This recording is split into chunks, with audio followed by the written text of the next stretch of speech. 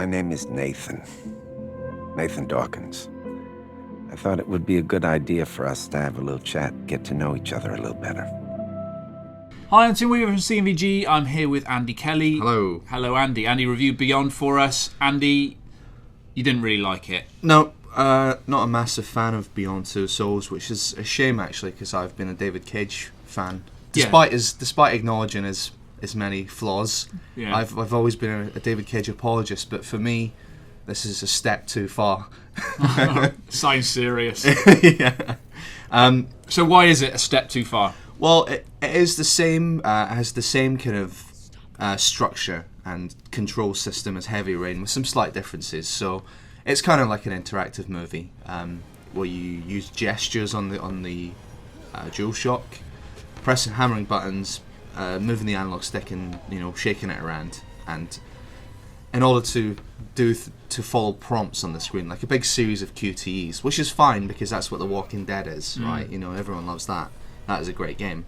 The problem is, and the difference is, that The Walking Dead has a really good story and is really well written, and it holds it all together because you're compelled by the characters. You want to see what happens next. Problem with this is it's really not well written. Right. Okay. I think it's like Cage is trying to make 10 films at once, and none of them are particularly good. Okay, I think the infamous quote in The Office you said to us was that it was like 10 latter-day X-Files episodes mashed together. Yeah. There's so many genres and so many themes, and they're all crushed together, and the story leaps between time periods and themes so frequently and for so little reason that it just numbs your brain. You can't get invested in the story. So there'll be bits where it'll be like a post-Duchovny X-Files episode with supernatural stuff. There'll be bits where it'll be like a thriller. There'll be bits where it's like Splinter Cell, where Ellen Page has got Rambo face paint and she's sneaking through Somalia. Yeah, that's a little bit weird, isn't it? Then it's got elements of like weird, like hokey Native American mysticism. It's like there's so much stuff in it that it just ruins the moments where the game is actually quite good. Because the thing with Heavy Rain, a lot of people didn't like it, but a lot of people did like it, and at least it was relatively consistent in its story and there its was world. no supernatural stuff. I mean, the weird space goggles that let him sit on the surface of Mars were a little bit weird, but they were it was like technology. This is a return to the supernatural stuff that he toyed with in Fahrenheit. But the supernatural stuff is fine. Like, there's moments where you're following Jodie, played by Ellen Page, of course, when she's a little girl and she's like dealing with her powers, and it's kind of relatable because it's presented in a normal way. It's like but then it'll cut from one of these moments where you're just about to get invested. You're starting to feel like maybe I'm attached to this character a little bit. Then it'll just do a totally pretentious cut to her in Somalia working for the CIA as a special operative, and you're like, no, like, come on, man, like, just let us tell a story and don't feel like you have to put these kind of gamey cliches in there. Yeah, I mean, it's worth underlining that you're not criticising it for its choice of supernatural storyline. No, not at all. It's simply just the way that it jumps around. Yeah, because these parts here where she's a little girl are really nicely done. There's a couple of like more sedate moments where there's a moment where she's homeless, a chapter called Homeless, which is really nicely done, where she's kind of down and out and it's winter and you're trying to get money for food and you're sort of living with these hobos under a bridge, and it's got like a bit of heart to it. It feels kind of like, you feel like you're getting into it, but then again it goes dunk and suddenly you're like, spying in an embassy, like Mission Impossible or something. Like, it's so hyperactive and all over the place that it just feels unnecessary. And of course the issue with a David Cage game is that if the story isn't there, then there's not a lot else to see or do. Yeah, well, the technology is amazing. The face tech, especially for Ellen Page, is remarkable. The performance capture tech is undeniably brilliant, but it feels a bit wasted on such a kind of one-dimensional script, which is a shame, really. But and you said the acting as well is a little bit suspect outside of the two main. Yeah, well, having Willem Dafoe and Ellen Page in there only highlights how, in comparison, weak the rest of the supporting cast are. Like, that's the problem you get with hiring two big A-list actors, then getting less well-known actors.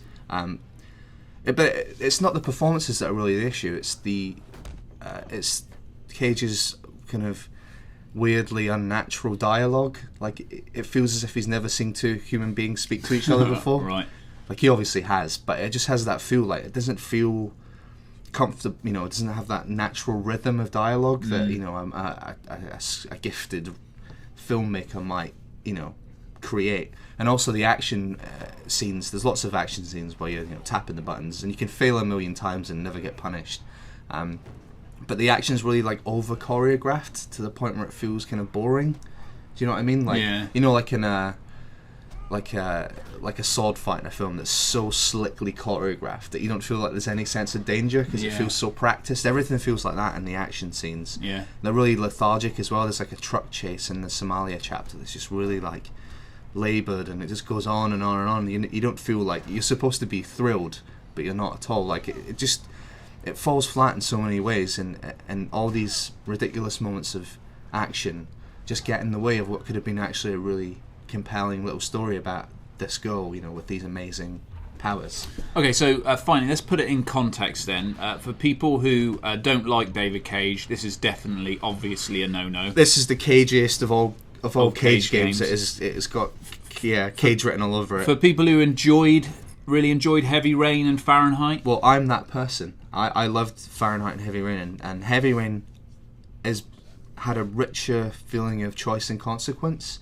It feels like a step backwards. Her fate feels really predetermined, as opposed to Heavy Rain, where you could seriously mess the story up. You know, you could kill main characters, and you know the character that you're trying to be rescuing could die. You know, you could really mess it up for yourself.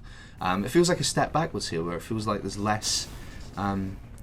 You're having less of an impact on the story, which is maybe he's trying to tell a more guided story, or it wouldn't make sense to like. Heavy Rain had multiple characters, you know, heroes, whereas this is only Ellen Page, so the idea of her dying 2 hours in doesn't make much sense. But you know, I think he's hamstrung himself by telling a more linear story, because the only thing that saved Heavy Rain from its terrible dialogue and moments of madness, in terms of like characters sleeping with each other 5 minutes after meeting each other and stuff like that, is the choice and consequence system. And without that, and the addition of loads of paranormal guff, it just like.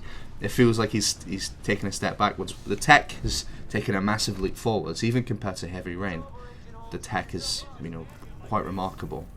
But whilst the technology barrels ahead into the future, it seems that his, you know, storytelling is tumbling backwards down the hill.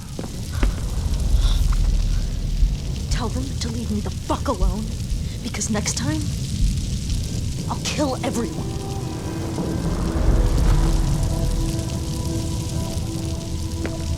Come on, Ivan. I think they get the message.